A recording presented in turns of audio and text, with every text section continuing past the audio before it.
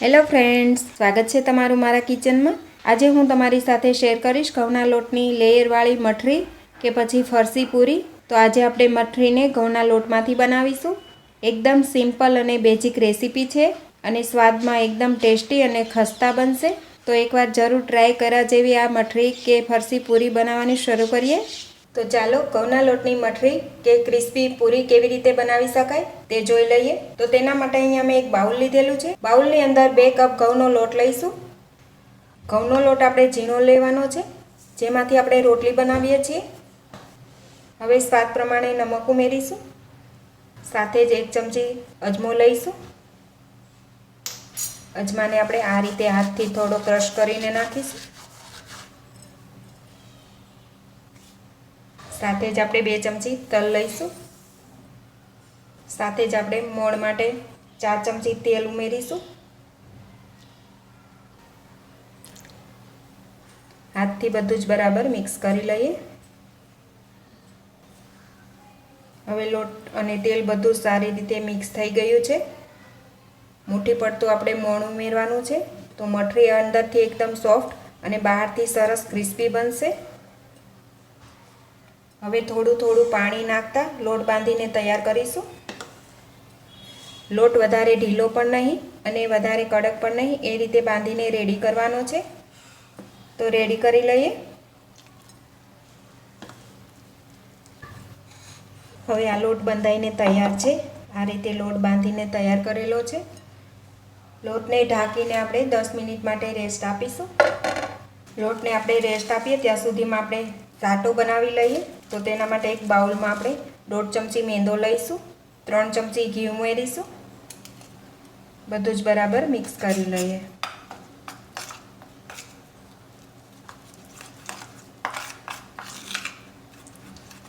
તો સાટો આપણો તૈયાર થઈ ગયો છે, તેને સાઈડ પર રાખીશું।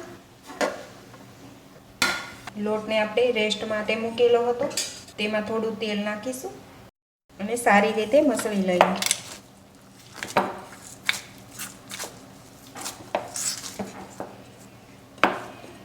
લોટ સરસ આ રીતે મસળાઈ ગયો છે। હવે તેમાંથી આપણે લુવા બનાવી લઈએ। જે સાઈઝની રોટલી બનાવવી હોય એ રીતે લુવા બનાવી લઈશું, નાની અથવા તો મોટી। તો આ રીતે મેં લુવો બનાવેલો છે। તો આ રીતે હું બધા જ લુવા બનાવીને તૈયાર કરી લઈશ। આ રીતે 6 લુવા બનાવીને મેં તૈયાર કરી લીધેલા છે। હવે આપણે રોટલી વણી લઈએ। કોરો લોટ આપણે ડસ્ટ કરીશું અને પાતળી રોટલી વણીને તૈયાર કરવાની છે। તો તૈયાર કરી લઈએ।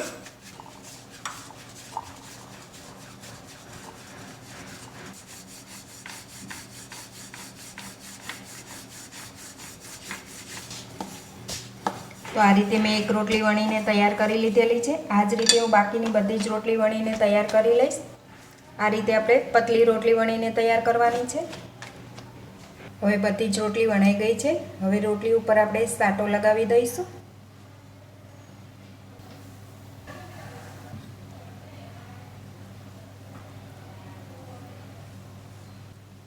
કોરો લોટ સ્પ્રિંકલ કરીશું। ફરી આપણે તેના ઉપર બીજી રોટલી મૂકી દઈએ। ફરી સાટો લગાવીશું।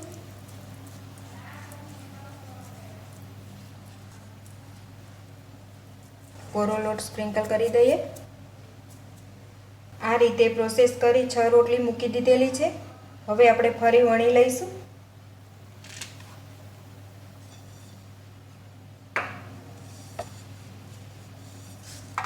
આ રીતે પાતળી વણી લીધેલી છે।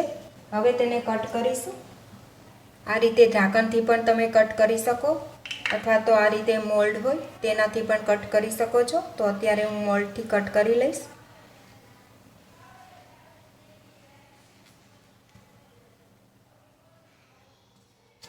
એક્સ્ટ્રા લોટ હોય એ નીકાળી લઈએ।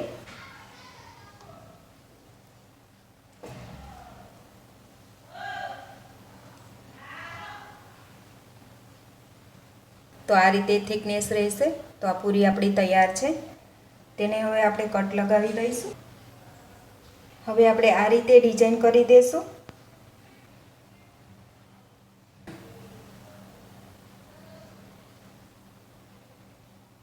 આ રીતે મેં મઠરી કટ કરી લીધેલી છે। હવે તેને તળી લઈએ। તો તળવા માટે મેં તેલ પણ ગરમ થવા માટે મૂકી દીધેલું છે. તેલ વધારે ગરમ નહીં કરીએ, મીડિયમ ગરમ તેલમાં આપણે મઠરી તળવાની છે. તો આ રીતે તેલમાં મૂકતા જઈશું. થોડી તળાઈ અને ઉપર આવે ત્યારબાદ જ પલટાવીશું. પહેલાં આપણે તેને પલટાવ્યા નહીં કરીએ, તેને જાતે જ આ રીતે ઉપર આવવા દઈશું. હવે તમે જોઈ શકશો આ રીતે મઠરી આપણી તેલમાં ઉપર આવી ગઈ છે. તો પલટાવી લઈએ.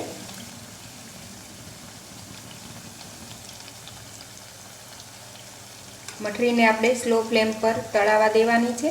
તો પલટાવ્યા બાદ તળાવા દઈએ. ગેસની ફ્લેમ સ્લો જ રાખીશું. આ રીતે થોડી નીચેથી તળાય એટલે ફરી આપણે પલટાવી લઈશું. પલટાવતા પલટાવતા ગોલ્ડન લાઇટ કલર થાય એવી તળવાની છે.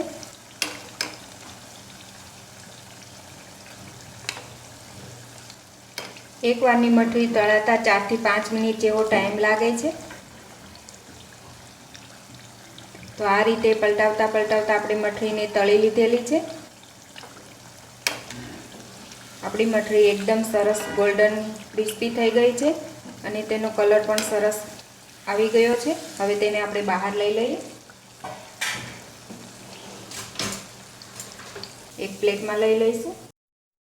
આ જ રીતે આપણે બાકીની મઠરી બધી જ તળીને તૈયાર કરી લઈએ. હવે આપણી આ મઠરી પણ સરસ તળાઈને તૈયાર છે. તેને પણ બહાર લઈ લઈએ.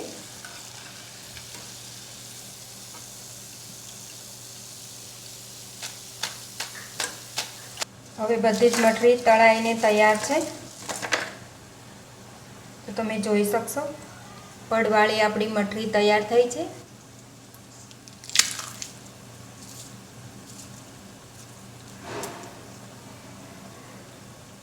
પૂરીના જે કોર્નર વધે તેને પણ તમે આ રીતે તળીને તૈયાર કરી શકો છો. તે પણ એકદમ સરસ રીતે તળાઈ અને ક્રિસ્પી તૈયાર થશે. તેના પણ પડ એક એક છૂટા થઈ જશે. તો ફ્રેન્ડ્સ, તમે પણ આ દિવાળી ઉપર ઘઉંના લોટની લેયરવાળી મઠરી કે પછી ફરસી પૂરી જરૂરથી બનાવજો. ત્યારબાદ મને કમેન્ટ કરીને જરૂરથી જણાવશો કે તમને આ મઠરી પૂરીની રેસીપી કેવી લાગી. રેસીપી સારી લાગી હોય તો વિડીયોને લાઇક કરજો, તમારા ગ્રુપમાં વધુને વધુ શેર કરજો અને મારી આ ચેનલને સબસ્ક્રાઈબ જરૂરથી કરજો. તો ફરી મળીશું ફ્રેન્ડ્સ એક નવા વિડીયો સાથે. Thanks for watching.